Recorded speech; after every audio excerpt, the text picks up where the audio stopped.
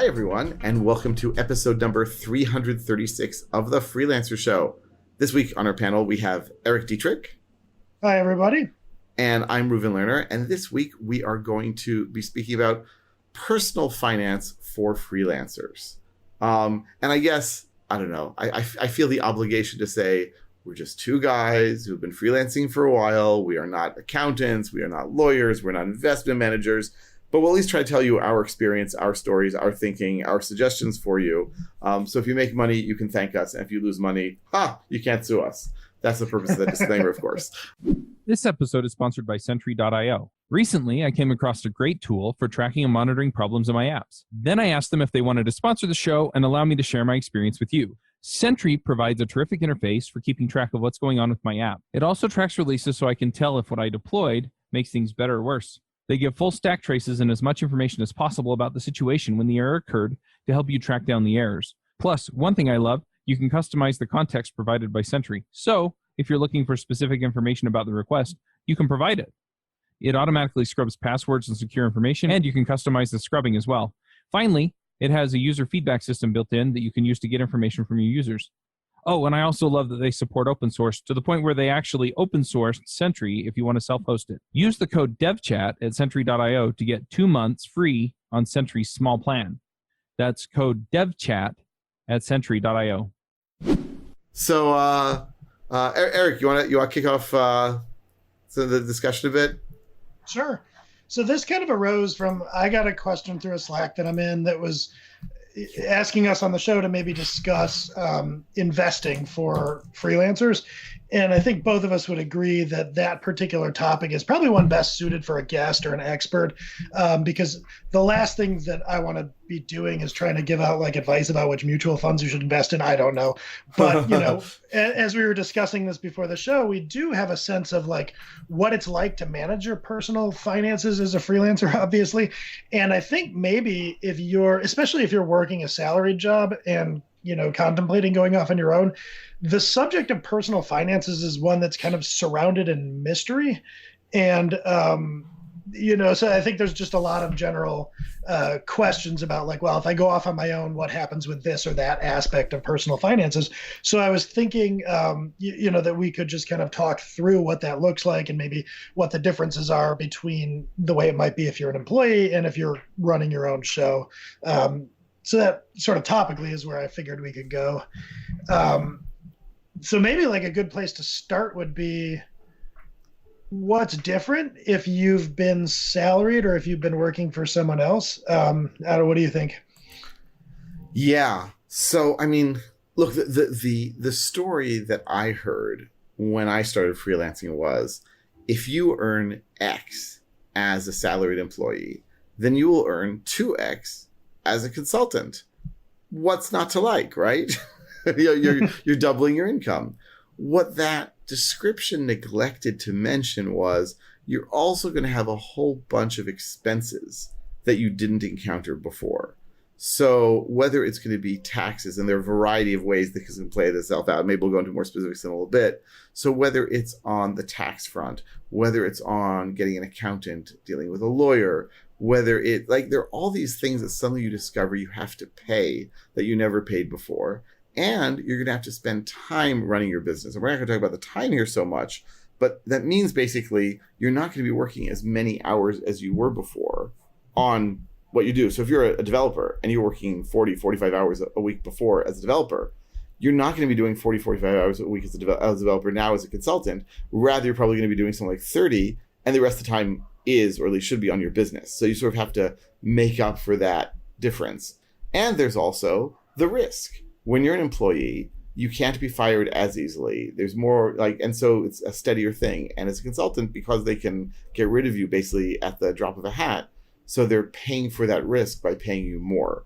And then you probably will end up with periods when you're not being paid at all. Oh, so you know what? So let's even start there. Before you start freelancing, you should take a very good look at what happens if you don't get any clients for the next few months. Meaning, you might well have to draw upon your savings. Meaning, have savings. And not everyone does this. In fact, I would guess that most people don't. And then they sort of get themselves into hot water when they discover, oh, wait, it takes time to build up a clientele. It takes time to get, even if the client, we mentioned this in last week's show, but basically, even if you have fantastic clients, it's going to take a few months to get paid until that, that actually hits your bank account. So the first thing to worry about is like, make sure you have some savings. And I'd say always try to have a cushion in the bank in case your client or clients don't pay you, which will happen at some point. And it's unpleasant, but it will happen. And I mean, like I had the situation, this is not exactly the same, but we rented our apartment out when we went to the US for me to go to graduate school. We rented our apartment out and they didn't pay us. And going to the bank and having to say, we're not going to be able to pay the mortgage, how can we arrange this, was really, really unpleasant. So I urge you all to make sure you have some savings so that you don't have to be in that sort of unpleasant situation. Yeah, that's a good summary, I think, of when you had mentioned the 2x. I'm trying to think of, I remember when I was first going off on my own, encountering this rule of thumb in the US that was like, take your salary and divide it by 1,000 to get your hourly rate, which I think if Jonathan were on the show, he would, have a lot of fun with. But the idea was, so if you were making $100,000 a year, that would roughly equate to billing $100 an hour, which is, I think, more or less the same way of reasoning about it, that like that 2x, 20 or 2,000 hours in a year. Yeah, that seems about right. So that was always a mystery to me and a little opaque. And when I started to dig in, it was kind of like, well, in the US, your employer is paying for the cost of healthcare, defraying your premiums, and doing various other things that have a monetary value. But then there's also that non-monetary value of doing things like making it so that you don't have gaps in your work, or making it so that you don't have to worry about your, pipeline of work coming in, and then dealing with administrivia, like sending payroll taxes off to the government and all this stuff that you don't worry about when you are employed, but you have to worry about when you're on your own. So I think that, there's the best way to start thinking about this is that your employer is, number one, paying for a number of things that you will start paying for, taxes and certain expenses. And number two, doing a bunch of things that you're going to have to start worrying about doing. So that's the first thing to bear in mind coming out of the gate. And then, there's this idea of runway and delayed payments. I remember some of the most shocking things to me starting as a freelancer were how long, we talked about this last week too, like how long you had to wait for those payments. They don't come in, like clockwork 5 days after the pay period. And, the idea that if a client just says, hey, I don't need you this week, even in a long-term engagement, suddenly you have unplanned paid time off, if you will. A good example for me in the first year that I was freelancing, I was, working an extended period at a client, and I didn't know this going in, but the client between Christmas and New Year's that week just shut down. Nobody came into the building. It was a holiday. So therefore it was an unpaid holiday for me. So it can take some getting used to those, not only all the expenses and administrative stuff, but the variability in work. So that runway is important. And I would tack onto that by saying it's also important, as you get a little data under your belt, to smooth out, I guess, to take those weeks that you're off and searching for jobs into account when you're projecting your revenues.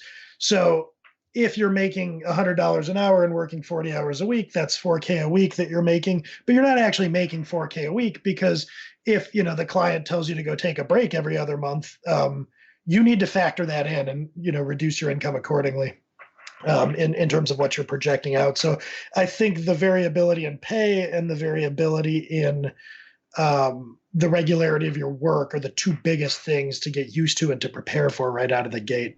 So what are some of these things? Let's discuss some of these things that you're going to have to start paying for on your own as a freelancer that your employer normally does. And here I'm going to try to point out also some of the US-centric and how other countries do it, speaking as someone who lives in a non-US country. So the first thing, and Eric mentioned this before, is like on taxes, right? So the way it works if you're an employee is you receive your paycheck. So let's say you get $1,000. And like some proportion of that is withheld, like at least in most of the countries that I know about, like they withhold some part of the amount.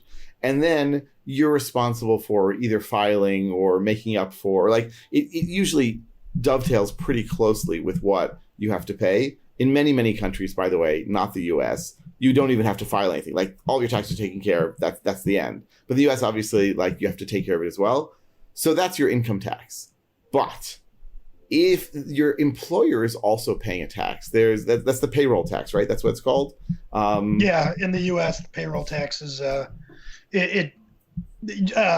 do you want me to explain this part of it for the U.S. people? Yeah, I mean, I think it's like what the employer pays. It's like their side of the income tax, as it were, or their employee tax. Yeah, why don't you just explain it rather than me guess?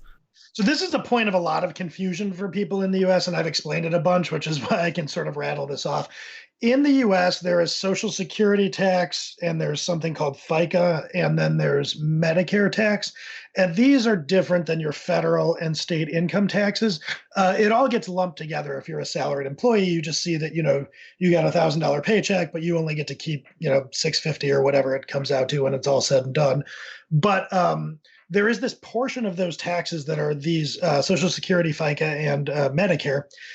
And for some reason, back whenever these bills were passed, the regulations were that you split that tax burden with your employer. So it comes out to about 15% of your income, these taxes, but your employer takes care of 7.5% of that. And so one of the biggest things that US freelancers run into when they go off on their own is this thing called self-employment tax. And if you start Googling it, it's hard to even figure out like how much that is. You'll see 7.5, you'll see 15. And the reason is it depends on whether they're calling it the whole lump sum of what you pay or the marginal amount, that extra 7.5% that you're going to start paying when you go off on your own.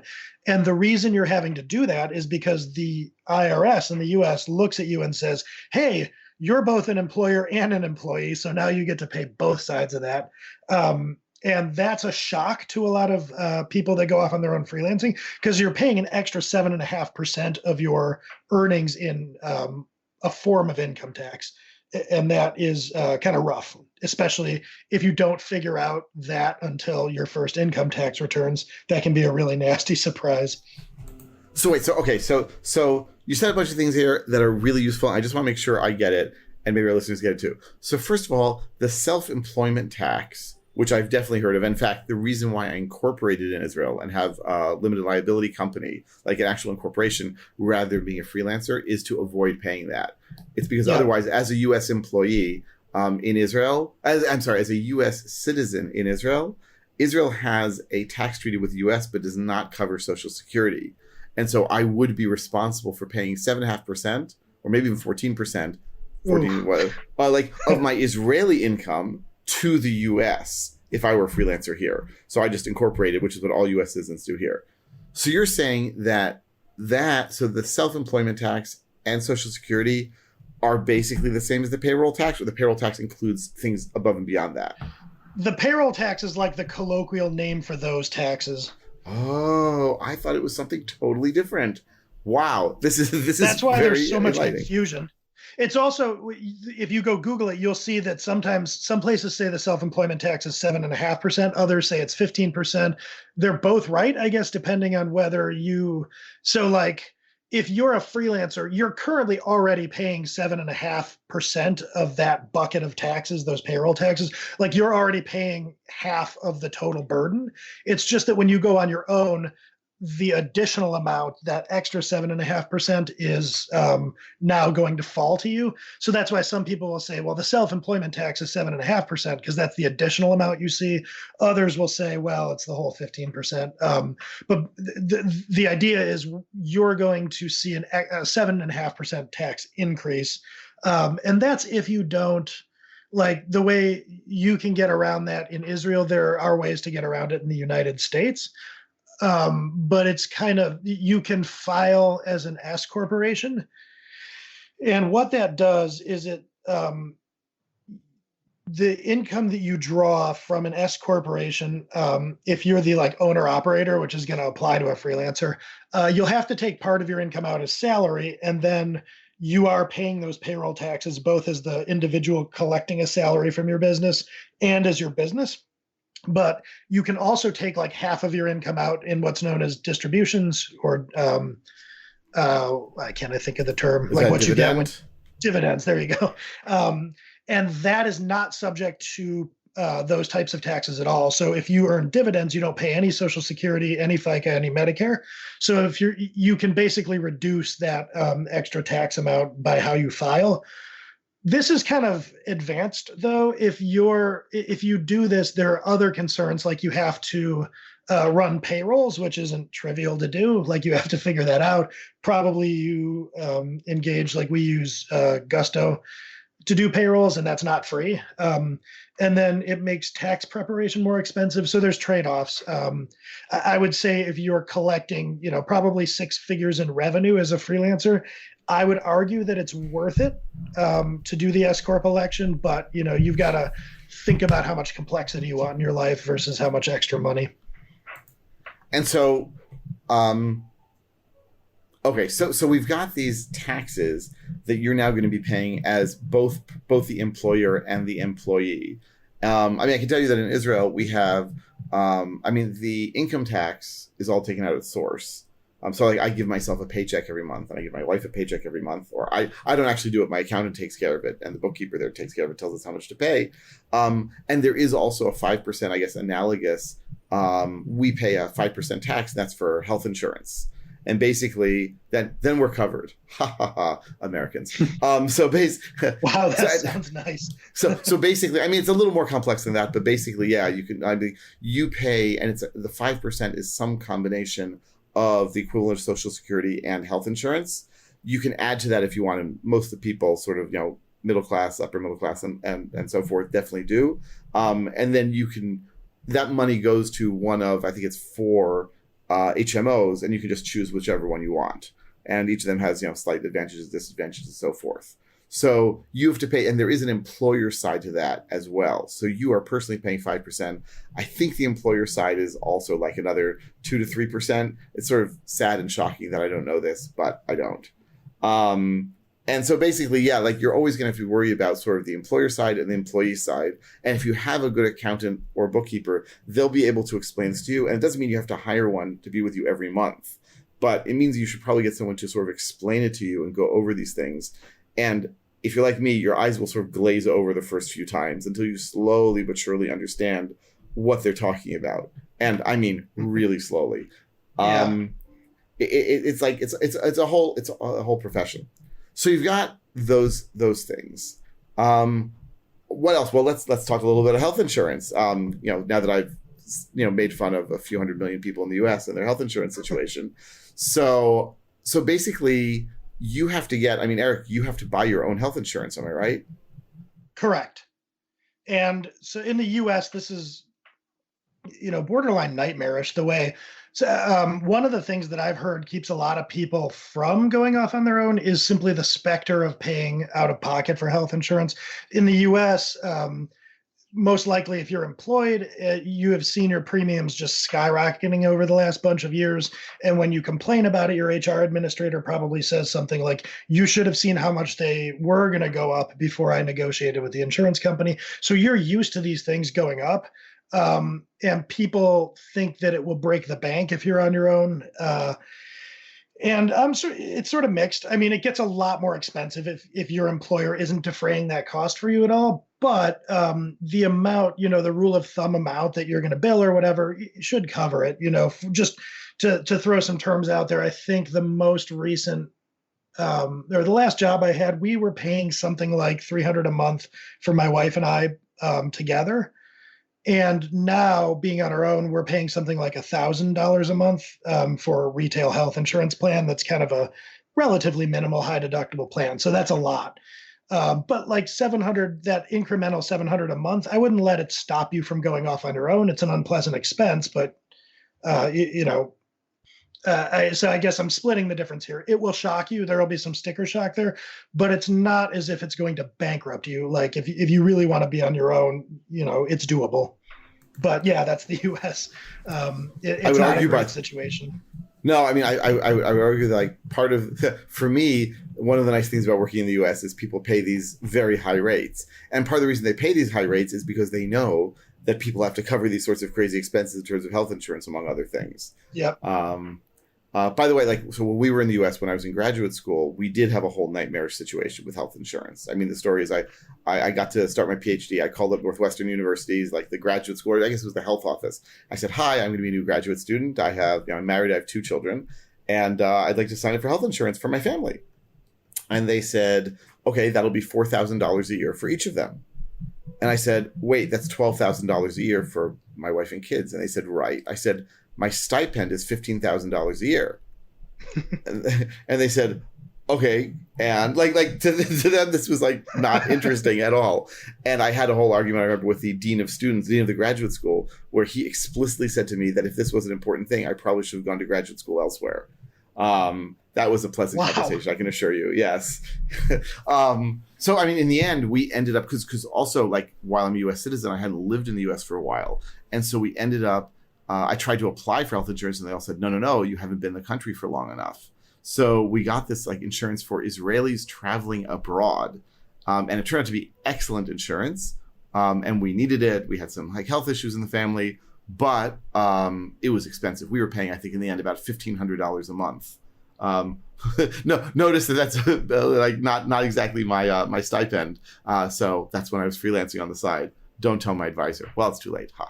But no, health insurance is something you should think about and consider and look into where you can get it, because, I mean, Eric, you mentioned the HR director at a business is going and negotiating. Like, part of what they do is they go negotiate with insurance companies, and they're getting a group plan for everyone at work. And that's sort of the power of insurance, is getting a group plan. Whereas if you're on your own, you're sort of at the mercy of whatever the insurance companies will sell to you. I know there are group plans out there for freelancers and so forth. Look around. I mean, I am not the right person to tell you where to go, but look around and see, talk to people, and find out if there's something appropriate for you that you can join up with, because a group plan will always, almost certainly, be cheaper than doing it on your own. Yeah, the best advice I can give for those of you based in the US is just ask people what they do and look for like leads and suggestions.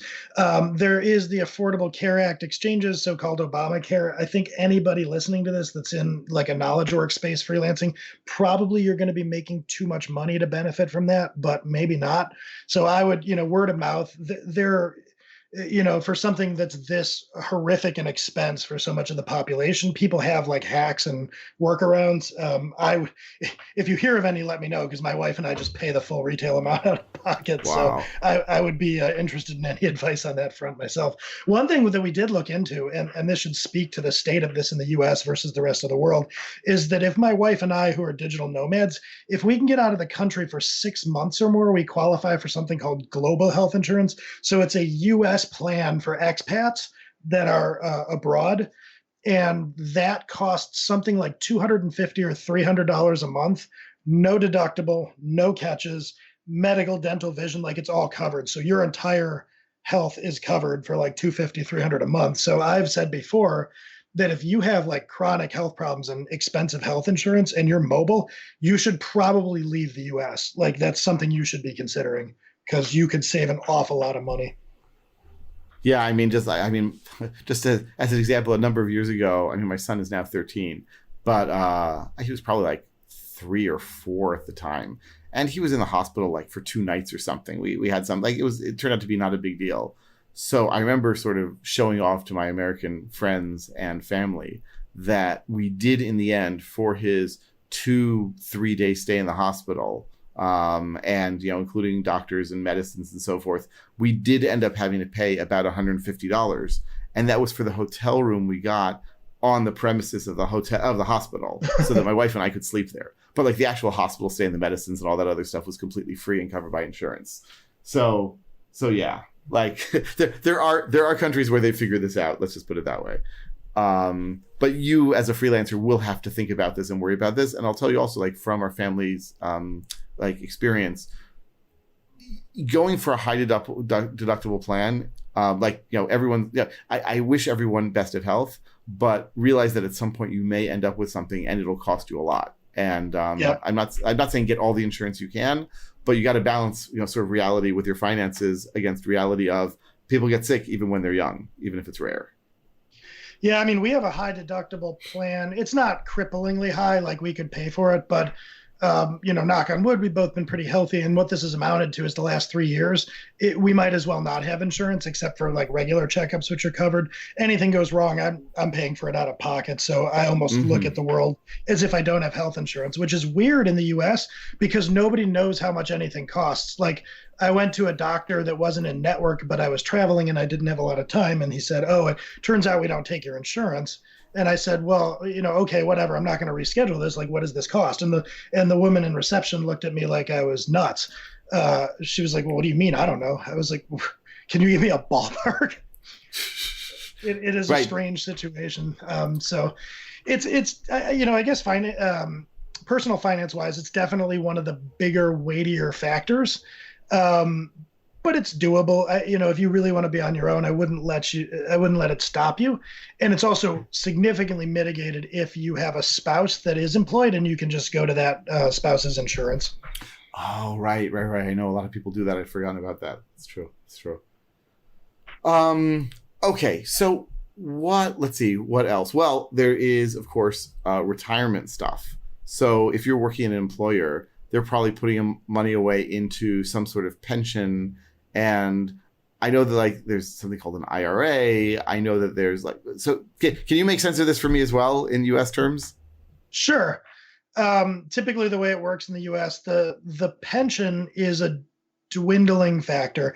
Maybe if you work for the government or certain really long established kind of firms, they may have a pension for you, but more common, you're on your own for retirement savings. But the company provides this pre-tax investment vehicle called a 401k or Roth IRA. There are different ones, and I won't go into the nitty-gritty of them, but basically it's different strategies that have different tax implications for saving. So the government at one point said, hey, we want to encourage people to save. So if you put away money, we won't tax that money. It'll be like that comes out of your income and it's just set aside. So the long and short of it is your company, if you live in the US, is providing these ready-made discount-heavy vehicles for you to save for your retirement. And they do a lot of things, like schedule meetings to educate you about it. You can even get on these commitment device type plans where every time you get a raise, you tell the company to bump your contribution to these things by a certain amount, et cetera. All of that goes away when you freelance, obviously. So you're going to need to be much more actively interested in and pursuing of long-term savings. Is that square for other countries as well in your experience? So, I know that in Israel, I think now every employer is actually required to put money aside into a pension. That is to say, every employee is required to sign up for a pension somewhere. And I remember having an employee a few years ago who actually was very knowledgeable about pension stuff. And he said, boy, the pension lobby really got their way this way because they're just ripping us off. And now they have guaranteed 10 million people to pay into their system. So, we definitely, and there are different types of pensions you can get. So everyone has a pension of some sort. And they have different sort of names for them and different types of plans. A popular one is called manager's insurance, which is just it used to be for managers and then everyone could get it. And you have a few different types of things. I've spoken to, we have an insurance agent here who knows about this stuff. And every time I ask him, he's basically you can either go with the group plan, which is I think I forget exactly what it's called even in Hebrew, let alone how to translate into English. So you have the group plan and you have the individual plan. And so each one, as you said, has its own implications for what things go up and what things go down. And we've decided to sort of put as much money as we can into that. Israel also has this wild idea. I think they call it in English a provident fund. And the idea is that from your salary, you put in 2.5%. Your employer matches that with 7.5%. And you put it away into the savings. It's a short-term investment, or it is an investment. And after 7 years, you can take it all out tax-free.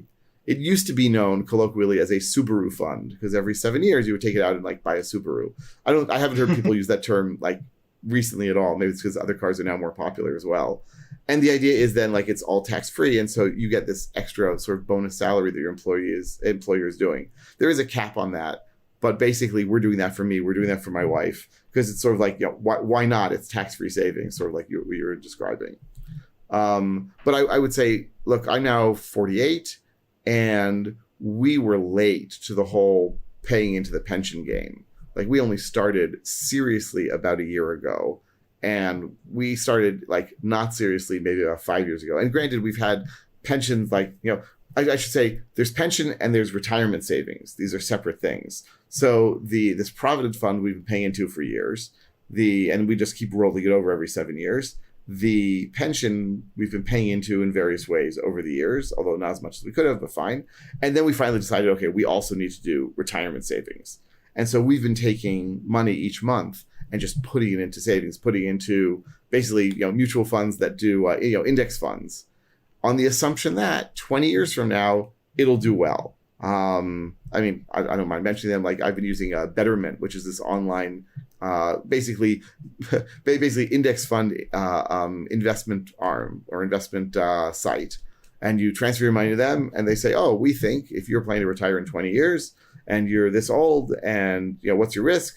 We'll put X amount into stocks and Y amount into bonds, and we'll balance it out. And I say, bully for them.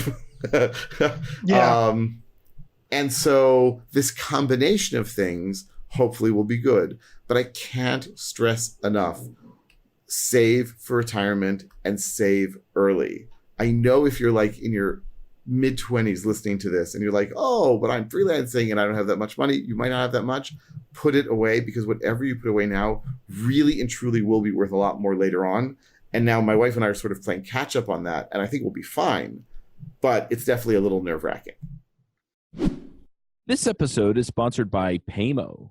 You can check them out at paymoapp.com, and they are a terrific tool for tracking projects, keeping track of time, and sending out invoices. So if you're looking for a solution that's sort of an all-in-one solution that allows you to do all of those things, to keep track of time, manage tasks, get paid as a freelancer, then check it out. If you're part of a larger team, they also have a team solution that allows you to manage projects across everybody, track all the time across everybody, and then send out the invoices the same way. It runs on Windows and Mac, and it works really, really great. You can get the task management view that's kind of like a Trello board. The time tracking is terrific, and you can look at timesheet view. You can also just keep track of the time and see where everything went to. There is a terrific timesheet report, and you can also work on scheduling with your team and everything else. And then, like I said, you just send out invoices. Plus, they've got a terrific API so that if you need to integrate with other things like the Adobe Creative Suite or G Suite, which is email and things like that, you can do that too. And it also uses Zapier. So if you need to automate things through there, it's terrific. Just go check them out at paymoapp.com. So that reminds me, like, the idea of compound interest here. I did the opposite. I learned a valuable lesson early on, which I'll speak to in a second here, and started contributing to retirement funds heavily, like from the time I had my first job at 23 or whatever I was. And then for years, like maxing out my 401k contributions. And the thing that prompted me to do that was when I was in college, my dad, who had a background as a CPA and was the CFO of a firm at the time, he got out a spreadsheet and showed me like how compound interest works. And he said, you're 19, watch this. Here's what your retirement, amount will be if you put just $50 per month into a retirement vehicle from now until the end of your career at 68 or whatever. And he did it, and it came out, and he's like, you will retire a multimillionaire for $50 a month if you start now. And I remember him showing me like how it differed if you started at different ages. And far more important than the amount that you contribute is the age at which you start, which is really interesting. And it's not to say that you can't make it up if you start later, but if you can just, if you're in your 20s and you can just muster a little bit, like seriously $50 a month, which seems like not probably that significant, it really adds up if you do it now. So yeah, absolutely. If you're on your own, find a few dollars to do that. I think in the US, let me see, there are plans. It's not as easy as the way your employer makes it, but you can do tax advantage contributions as a freelancer too. That's not just something for the salaried employee. Yeah, and I mean, I'm from what I understand, I mean, I'm still eligible for Social Security in the U.S., especially now that I've opened up a U.S. company. I'll definitely get like whatever minimum I'll need from that. But Social Security, I don't think it's going to go away. But from everything I understand, it's not sufficient for when you retire. You really want to have other stuff. So Yeah. And I can tell you, like, we had some people in our family who were very panicked about retirement savings when they reached retirement, and it's a very unpleasant situation for everyone involved. So I mean, look, and I'll also say I love my work. I really, really love my work. But you know what? Do I really want to be working every day as much as I am now in another 20 years? Probably not. So, yeah. So the only way to do that is to put money away now. And yeah, compound interest is incredibly powerful. And just put it away. I mean, I'll tell you also, like when I was working for HP, they had this stock plan. Like basically they said, you can take 10% of your income, you can put it into an IRA, or you can put it into stock. Like, and you can sort of have a sliding scale, 0% to this, 0% of that, or however you want. So I put it 100% into HP stock. That turned out to be an incredibly smart move on my part, because we bought a house exactly when the stock was at its peak at the end of 1999 when we got married. Then the whole stock crash happened, and the dot-com implosion and so forth. The good news is then we got a house. The bad news is I have no, I did get the retirement savings that they would have given me starting then, which would have been very smart. So basically, yeah, you should definitely try to start early.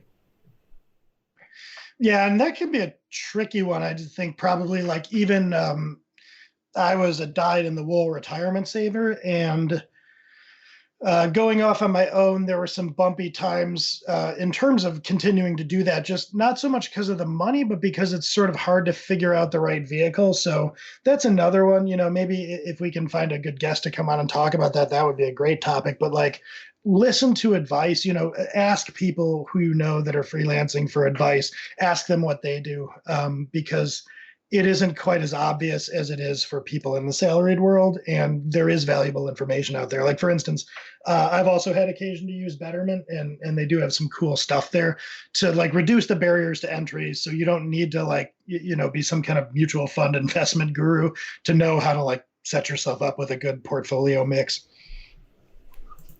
Yeah, absolutely. And I mean, we had someone come over, even we spoke to several consultants and experts on all this stuff. And really, it's like I mentioned earlier with the tax stuff. It took me a good number of meetings to start to understand. It's a very complex world. At the end of the day, the decisions you're going to make are hopefully going to be very automated. Like, that's what you want to do. Like, every month, automatically take out money and put it into some sort of retirement savings, put it into some sort of savings, investment, whatever you want to call it, so that you don't have to think about it. But the thinking before you don't have to think about it can take some time, and it's quite a lot to learn. Yeah, and all of this while you're also learning to run your own business. It can be a little overwhelming. So the more help you can get, the better. And what this reminds me of too is, I guess, the idea of commingling, or like business versus personal finance. One thing that I would recommend, I think I actually, because I had moonlighted first, so I did this before leaving a salaried job, and it, was pretty valuable. Don't use your personal bank accounts as the way you get paid as a freelancer. Like, if you're going to start to have money coming in, set up a business bank account, keep your business finances separate from your personal ones, and pay yourself. I would strongly recommend going this route. I 100% concur. Actually, I'll even go beyond 100% there. So basically, yeah, you want to keep it separate. And the whole beauty of having a business, even if you're not incorporated, even if it's not like, an S Corp or LTD or whatever your company is, works with, you want to have a separation between your personal finances and your business finances, even if there's no corporate veil that someone would have to pierce. It's easier for you to think about. It's easier for you to work with. It's easier to do the accounting. And do you really want your accountant necessarily going through your personal bank account and looking through all the expenses and income that you have, saying, well, how did you how do you deal with this? How do you deal with that? It's just not a good idea. And the way I'll go beyond your recommendation is, so when I start off my company, so I incorporated, and I opened a personal account in my bank, and I opened a business account in my bank. Same bank, same branch, two different accounts. And I quickly realized, actually, it wasn't me who realized this. I hired a business manager to help me for about a half a year, 8 months. And she said, I will not work with you unless you move your personal account, unless you move one of these accounts to a different bank. Interesting. While this was completely illegal and or unethical, My bank in Israel basically saw these as both my accounts. And so if I like had overdraft in one, the other one was in, positive balance, they were totally fine with it. And they just saw it as an extension of the same person. And it was very it was a very bad, for me, for the business, for the relationship, it was just bad in general. And so now I have my business account in a totally different bank.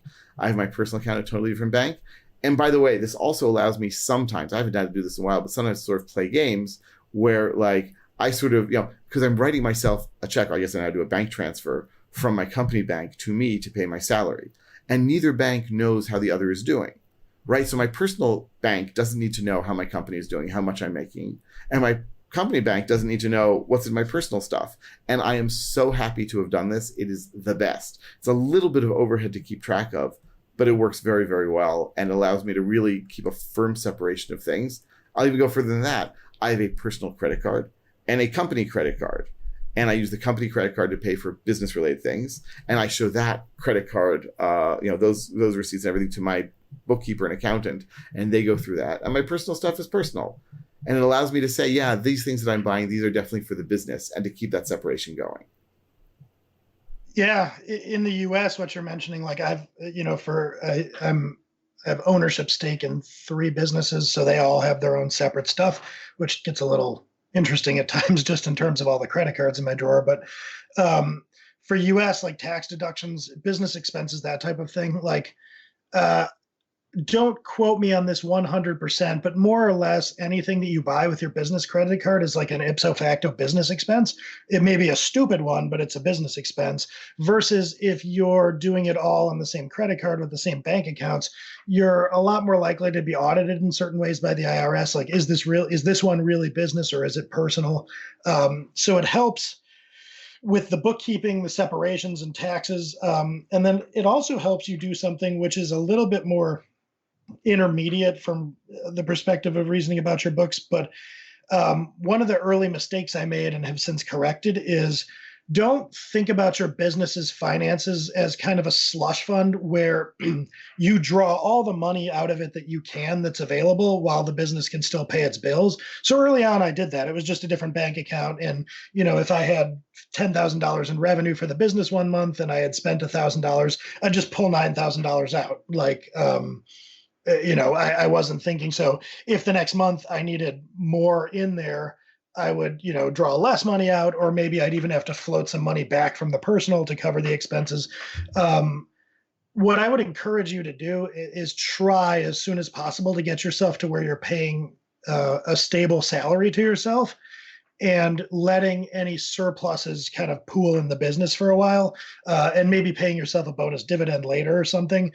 And the reason for this is because it starts you thinking about the business as a separate entity and making decisions about the business that have more to do with the long-term viability and, maybe growing, bringing on other people, whatever you want to do, versus if it's just a slush fund for you, it's all too easy not to really think of it as a business. And so the first step there is the separation. And then there's this thinking about this thing as an actual entity. Yeah, you may own it, but it doesn't exist just to be an ATM for you.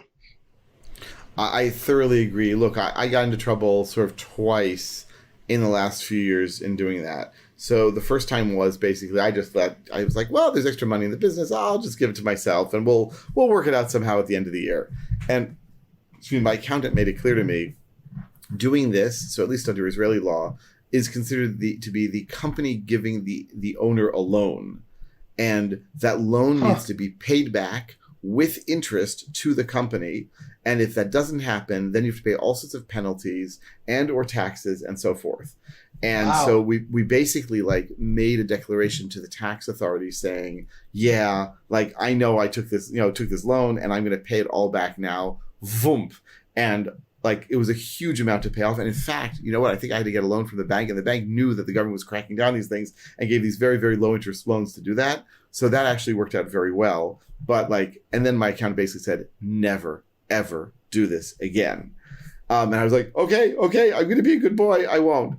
And part of the idea is then, and then I was still taking more salary than they said I should in my paycheck, because I was like, well, I'm just rounding up. And they said, no, this is the way it works. We tell you what you should pay yourself for a salary. You will take that salary. And then they said, if at the end of the year there's extra money, then you get it as a bonus or as a dividend, and we will figure out which is better for you tax-wise. So like if you can hold off and not take this money right away and let it stay in the company account, this is to your benefit, because then we don't treat it as income with income tax. We treat it as bonus or dividend, which are taxed differently.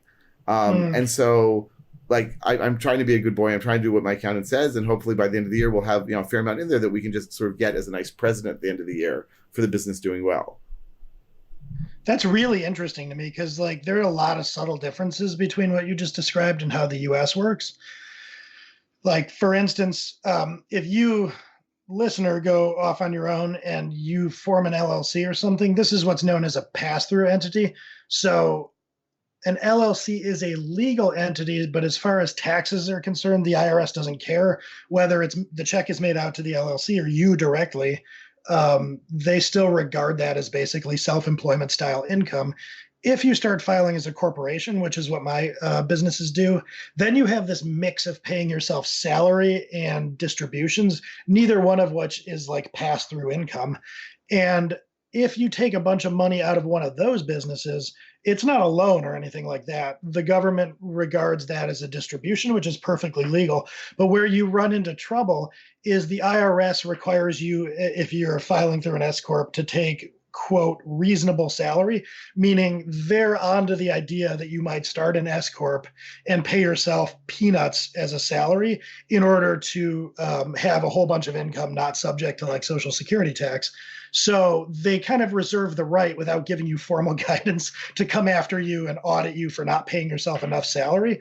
So you have to do this like weird balance between picking a salary that's sustainable and makes sense for the business, but that isn't like injurious or, like way too high and they wouldn't come after it. It's a strange thing. So the guidance I've heard from a couple of tax people is that you want to take 40 to 50% of your income if you're an owner, 40 to 50% is salary, and the rest is distributions. So it's equally complicated. It's just a question of where the risks lie and what they slap you on the hand for doing. So it's interesting to me to hear them say like, no, this is a loan to yourself. Like the US will let you, take all the money you want out of there, but the IRS might come after you and say, yeah, you owe us some back Social Security. Right. Well, it's because I think I have this whole, like, I have the same sort of incorporated entity in Israel as, like, I don't know, IBM, right? Like, it's not a small time company. I mean, it's not big. Right.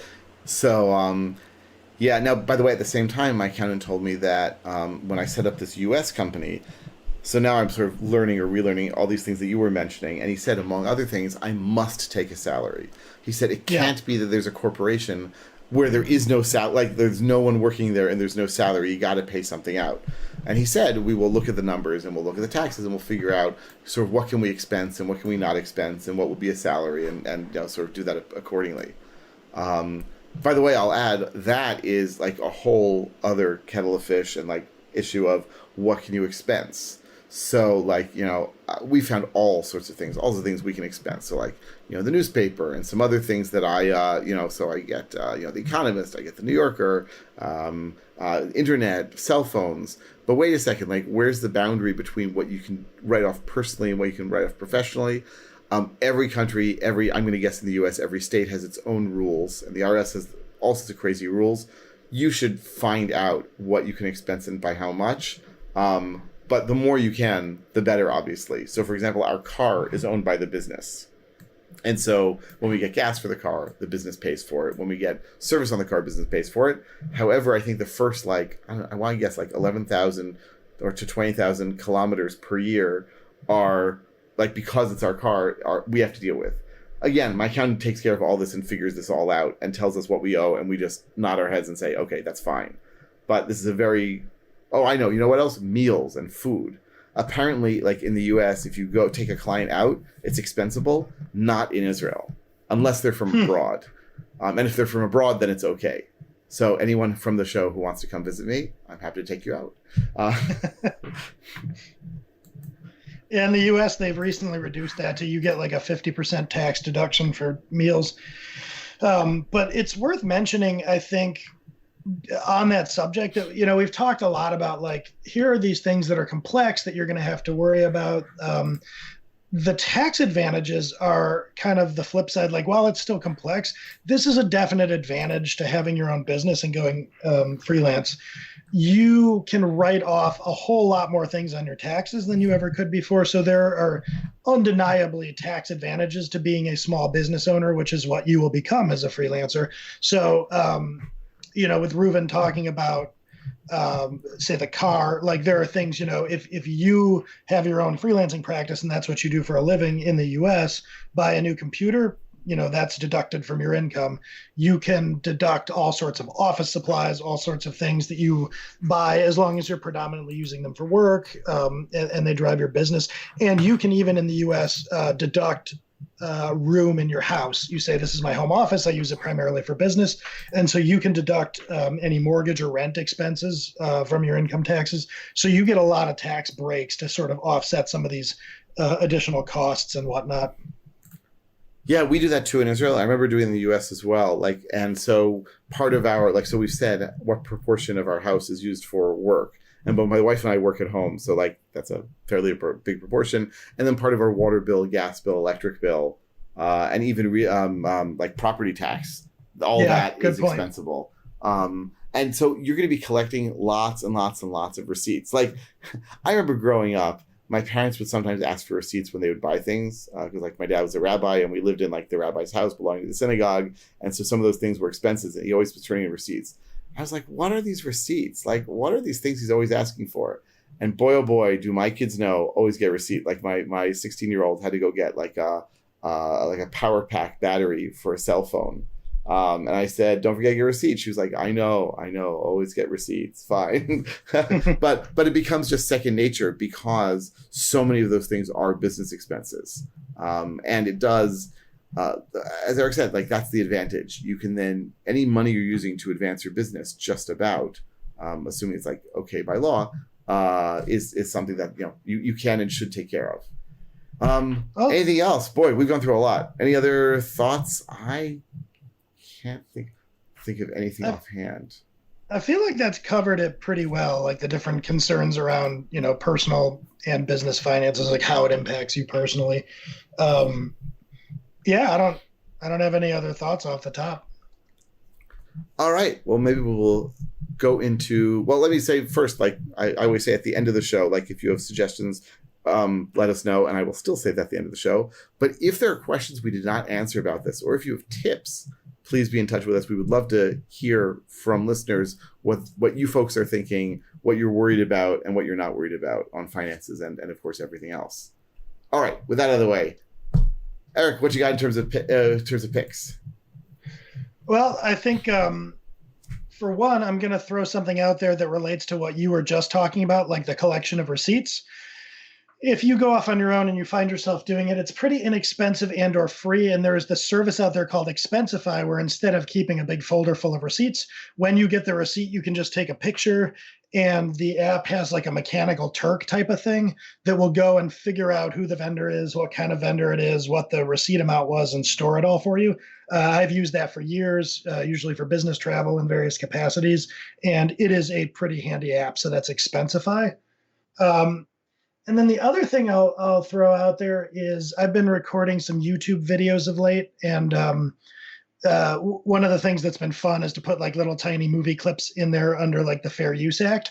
And there is the service streamable.com where you point it at a YouTube video and then you pick like 2 points in the video and it creates this like tiny few second long video that you can download. So if you're ever looking for like, to create memes or like miniature clips, this service streamable.com is pretty good and it's free. So that's what I got this week. Oh, that's very cute. I like that. Okay, so I've got 2 picks. One is a fun one. So I think I've picked in the past they're on Amazon Video, this show called The Tick. And The Tick is this superhero who takes himself way too seriously. So season 1 was great. Season 2, also great. Season 3, sadly, does not look like it's going to happen. It was canceled. And so enjoy season 2 while you can of The Tick. It's just like, it's lighthearted, fun, but definitely a lot of fun. The second pick is mine. I don't think I've mentioned this yet. So in like Python is the leading language in the world of data science and machine learning. And that's not because it's a really fast to execute language, because it's not. It's thanks to this library called NumPy. And NumPy basically is C arrays, just with this really, really light veneer of Python on top of it. And so I've had a NumPy course out for a while, I guess like 2 months or so. So people who want to get that, definitely you're welcome to do that. But a lot of people find NumPy to be sort of a little too low level. It's sort of like a stick shift as opposed to an automatic transmission. And so the automatic transmission sort of wrapper around NumPy is something called pandas. And pandas really, it's like having Excel inside of Python. It is extraordinary. So I'm still, as we record this, not done with my pandas course. It is only right now 7 hours of video. And it's probably going to get to like 11 or 12 hours, but it's going to teach you everything you need to know about pandas to get into data science with Python. It assumes some basic Python knowledge, but not a ton. And if you ever want to join the world of data science, if you want to learn how to do some analysis, and if you want then sort of a reference guide, because the way the videos are broken up, you can go back and look at different topics and refresh your memory. I think this course is going to be fun and interesting. So I'll have a link to it, my pandas course in the show notes. And I'm having fun recording it. And it's basically an improved version of what I do on site at different companies around the world. So it's fun to do it from the comfort of my own home. All right. Well, Eric, thank you as usual. Thank you to all of our listeners. And if you, once again, have any suggestions, topics, thoughts, questions, what's bothering you? What is bothering you, listeners, as freelancers? What can we help? What burdens can we relieve you of? And what guests would you like to hear from? Let us know, contact us, and we will be delighted to take care of that. And meanwhile, we will see you next week on The Freelancer Show. Bandwidth for this segment is provided by CacheFly, the world's fastest CDN.